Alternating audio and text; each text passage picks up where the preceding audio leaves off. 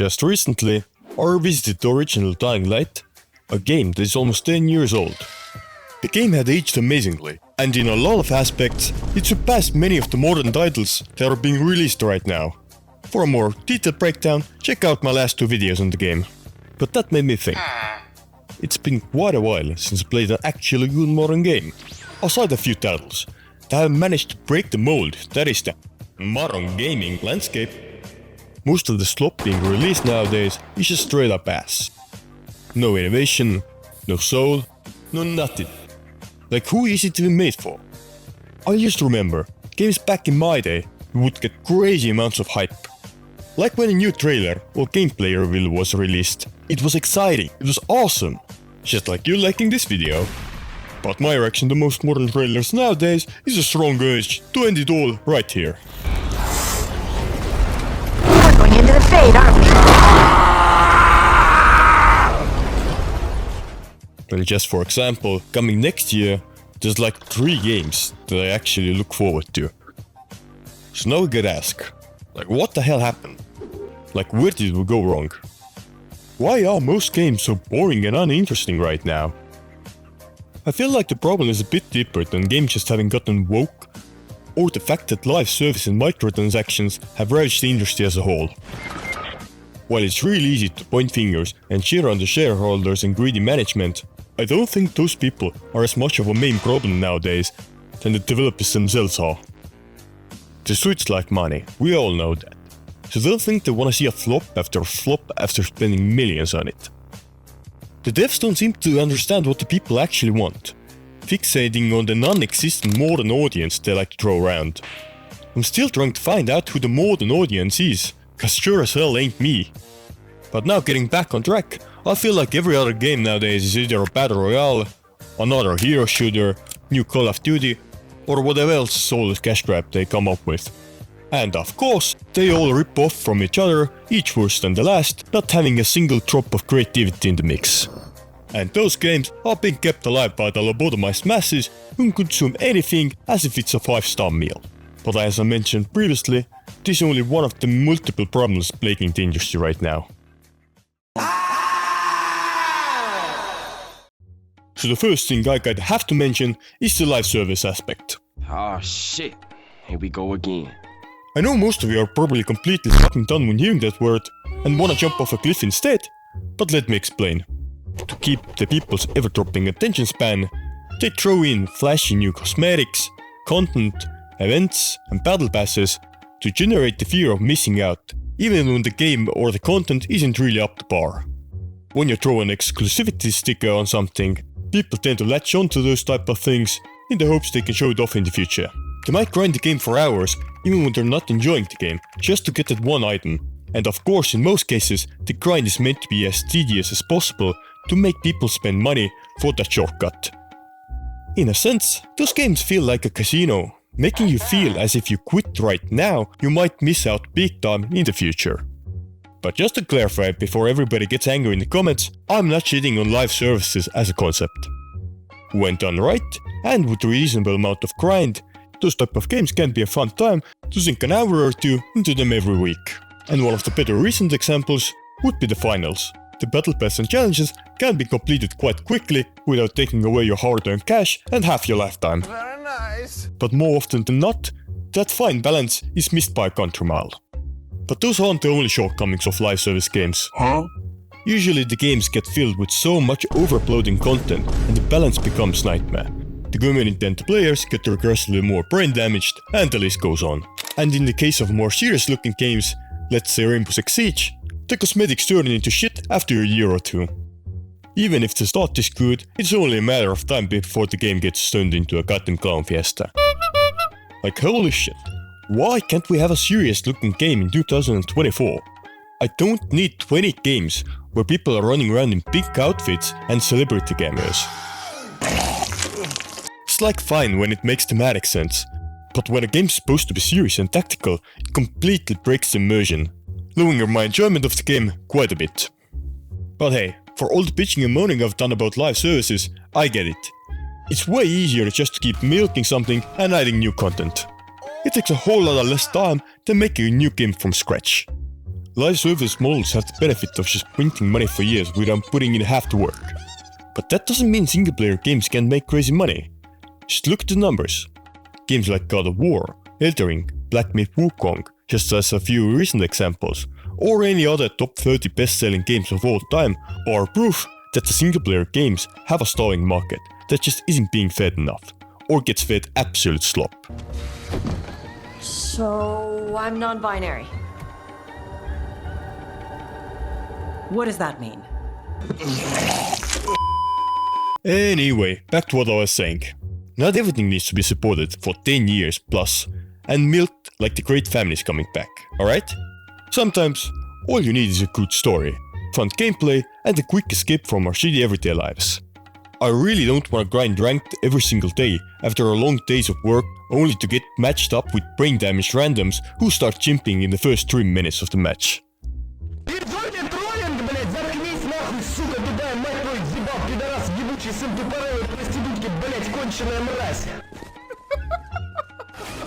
Like, why would I put myself through that on the daily? Anyway, you play through the single player game once or twice and you leave happy, and a lot of those 30 to 60 hours you put in are 100 times more memorable than the thousands of hours you might put into League or some shit. For example, my first night mission in Dying Light 1 was crazy scary and tense. I still remember many scenes from the original Mass Effect trilogy, or Handsome Jack berating you with insults when you make your way through the story of Borderlands 2. I will pay you to kill yourself. And the list goes on and on and on. But the fact remains that making these types of games requires people behind the scenes to be actually talented. But this feels as good a time as any to segue into my next criticism of modern gaming.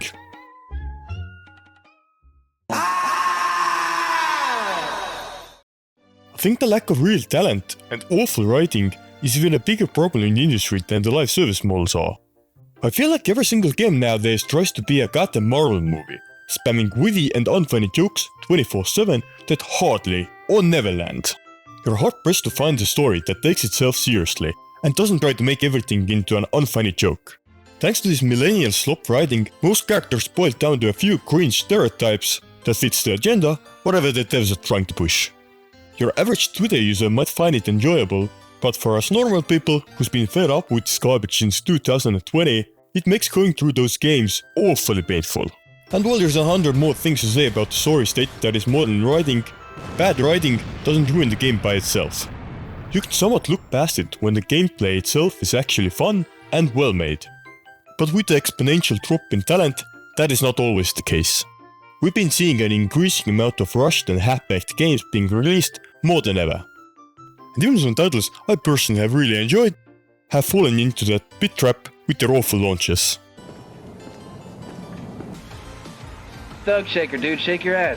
But back in the day, even when the games were rushed, the game's foundation was really solid, unlike many titles nowadays. Let's take Battlefield 4 for an example. Game launched in a horrendous technical state and was nearly unplayable for the first few months. But the gameplay itself was that good that people stuck around and kept playing. And after all the technical bullshit was fixed, many people started considering it one of the best Battlefield games ever made. But in this economy, most devs don't seem to understand what made the core of the games actually good. So they just decide to release soulless, consumerist products. I feel like we're regressing every single year. The graphics really haven't drastically been improved since like 2016. And sometimes games are missing core features and mechanics that have been staples for years and years and years. It's gotten quite laughable at this point. You serious? But it seems like the devs in Asia have their shit together, unlike the ones here in the West. Huh, weird that one, ain't it? In 2024, it feels like even a person who can't turn on a computer can become a game dev. When did the bar drop so low? Are they just giving out university degrees like consultation prizes nowadays or something? We seriously need to bring some kind of standards back. But now putting the talent argument aside, it seems many devs forgot who's buying the games. It's the fucking players obviously. But for reasons unbeknownst to me, most modern devs don't understand that idea. They don't make the games for the players. They don't listen to feedback, they can't handle criticism, and when something goes wrong, they always resort to blaming the players who are buying their games and paying their bills. Talk about biting the hand that feeds them. It's bizarre to me that they keep acting surprised that no one wants to buy their shit anymore, while they put out negative amount of effort on their part. But with that, I feel like I made all the points that I wanted to make. And even though there's plenty more wrong with the industry right now, I feel like if I try to cover all of it, we're gonna be here till next year. To save all of your precious time, I'll just condense my thoughts.